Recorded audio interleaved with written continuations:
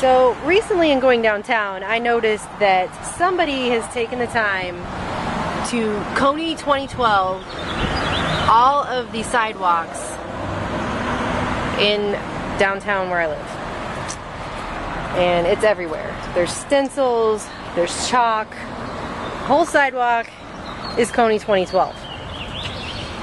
The only problem with this is that whoever's doing this obviously didn't actually read anything and instead just believed everything that they were told about why they should be concerned with this.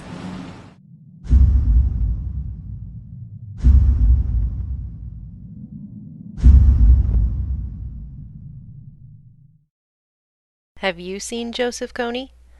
This poster is part of Invisible Children's Kony 2012 campaign and supplements the viral Kony 2012 video calling for military action to hunt down small-time LRA Ugandan warlord Joseph Kony, who is supposedly responsible for kidnapping 30,000 Ugandan children and forcing them into his army.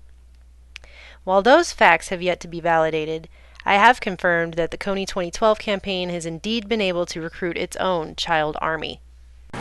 Okay, the rain's washed some of them off, but before this whole entire block, every single one of these was covered like that. Here's another one. And another one. I don't even know if I can get this in the shot. It's so big. It's huge. All over the street. Stop Kony. Kony 2012 is basically a huge hoax, and there are a lot of ways to tell. The first one would be when you have this massively overproduced, stylized video that comes out, and you have all these people jumping on the bandwagon to support it, political leaders and movie stars, and just really trying to sway the populace into believing this stuff is true. And there are lots of things about it that are just really suspicious.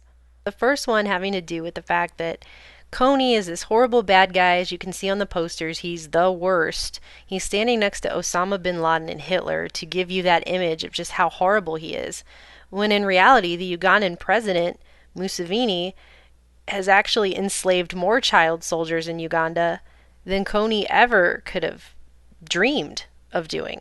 Another issue is that the video, Kony 2012, blatantly lies when it attributes 30,000 children disappearing to just Joseph Kony, when in actuality, the Ugandan government used child soldiers to commit genocide in nearby Congo, and that's on record. So it's just completely false. I think we may have found the source here. And a SpongeBob. Now I'm thinking this might be it.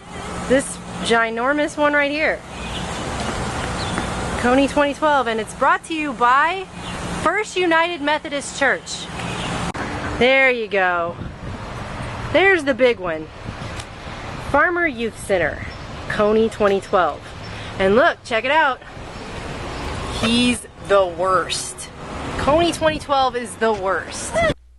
I was able to trace everything back to this First United Methodist Church, where I located this Kony 2012 poster hanging in their youth center's front door.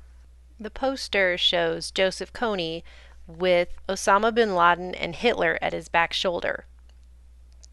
So what this is meant to show you is that Joseph Kony should be considered just as bad, just as terrible as the man who was supposedly behind the 9/11 attacks, though that's debatable, and Hitler, who is behind the extermination of millions and millions of Jews in World War II. Why would a church youth center get behind and promote direct military action in an already suffering country that's likely to result in the death of thousands of people? After an internet search for the Farmer Youth Center did not yield anything, I did another search for the First United Methodist Church. And that in itself also didn't really yield anything.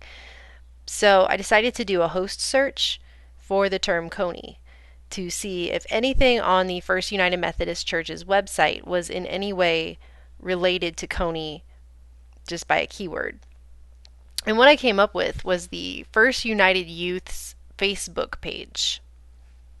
After scrolling down on this page, I found a very large photo gallery called Kony 2012 covered the night, and faces have been blurred out to maintain the innocent, but there were a large number of small children in this entire campaign that this youth center through the church ran to put this Kony war propaganda up all over our downtown.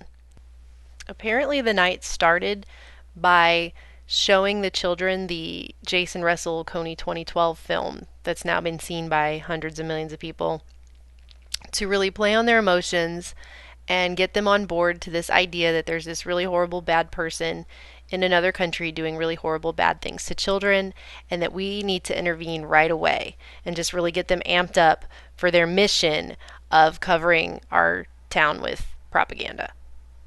And there were all kinds of pictures in there of these children wearing the stickers, holding the Kony posters with Osama bin Laden and Hitler on them, and just really pushing this message that this is a really horrible man, that we really have to stop him.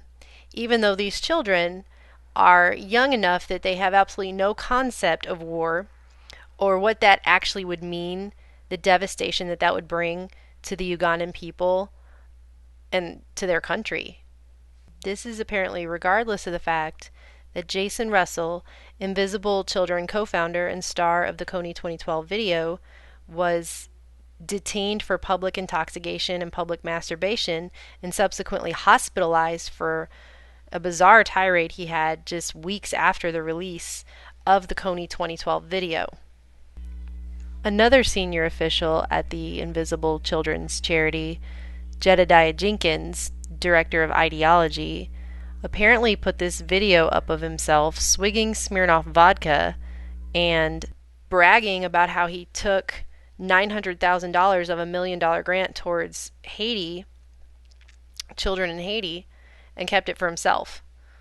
And he jokes that they won $1 million. That's pretty rad. He says $100,000 for Haiti and $900,000 extra for me. So these are not exactly people that anybody should be taking advice from about foreign policy, foreign war, and what we need to be doing militarily in other countries. Many Ugandans have actually protested the Kony 2012 video, and they've come forward to say that no one has even seen Joseph Kony in Uganda in years, and this teenage girl here even came forward to make an entire video to inform us all that it's fake, that she believes it's a psyop, that it's just meant to support a war in the name of, quote, humanitarian intervention, that's actually going to do nothing more than hurt an already struggling country and get people killed. Perhaps they're not calling for the intervention of Uganda for Joseph Kony, who hasn't been seen in years, or for the children that have been kidnapped and turned into child soldiers, but perhaps they're trying to invade Uganda for another reason. And perhaps that reason is oil, oil, and oil, because Uganda is sitting on huge oil reserves. One of the pieces the children put up was a sign on a park bench on the sidewalk that quoted Dr. Seuss, and it said, "Unless someone like you cares a whole lot, nothing's going to get better, it's not." And we do have to care, but the sad part is these spiritual leaders have used social media propaganda and greed for empire masking his concern for justice to play on these children's emotions and basically use them to advertise military action in an already hurting country that could get hundreds if not thousands of children just like themselves killed.